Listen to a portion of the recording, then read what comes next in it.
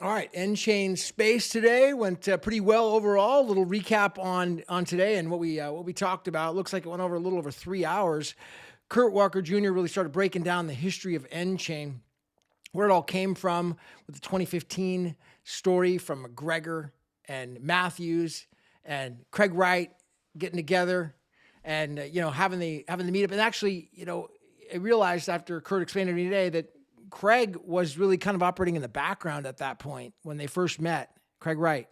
And then a few months later, the whole Wired and Gizmodo thing comes out. And now all of a sudden, no, Craig Wright is outed as Satoshi Nakamoto.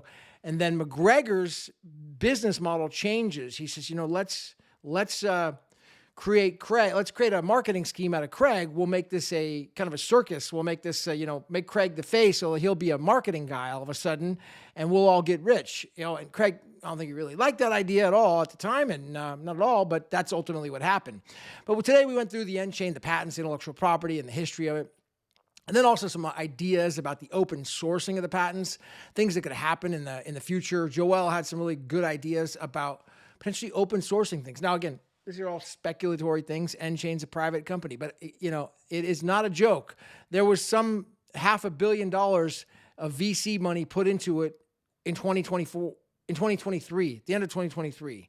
So it is well-funded, very, very well-off company, and this company is serious, So whether they are going to be, like Jack Pitts talked today, a patent troll, where they go out and just sue people over their intellectual property that they have, or they are also an innovator where they take part in Terranode. These things are speculative right now. We're not sure. Is N-Chain actually part of Terranode? Are they overseeing it? Well, originally when Shatters was involved in N-Chain, they were overseeing Terranode, but now he's not. And so now it looks like BA, Bitcoin Association, is overseeing all the Terranode stuff.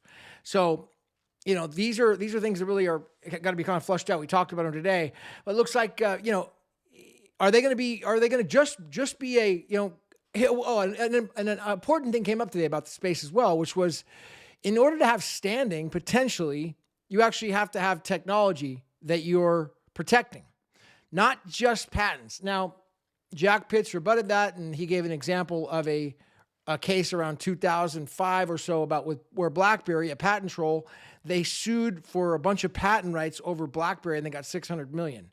And they had potentially no inventions. They didn't have any actual technology. They weren't using it. They just had the patents. And so it's something definitely seriously, we talked about it today and kind of flushed it out. It's definitely a fascinating subject. But the whole standing thing was definitely something that could be very valuable for N-Chain to pick up on. Are they going to be required? Are they going to get a motion to dismiss for not having standing if they actually don't have, let's say, the smart contract technology working right now? Maybe, these are serious issues, litigation issues that should be definitely explored. And we did a pretty good job at a high level of looking into this. And also the open sourcing ideas. Now, the argument for open sourcing it, which Joel is spearheading, is kind of like what Tesla did. Now Jack Pitts, of course, opposed that and said, Jack Pitts opposed that and says that, well, Tesla already had a bunch of operations there existing with cars all over the country. They had a well-established business and technology that was operating. N-Chain has the patents, but not all this bedrock technology, or do they? These are, with BSV blockchain, I don't know. They just don't have the working customers as much, I guess, yet. So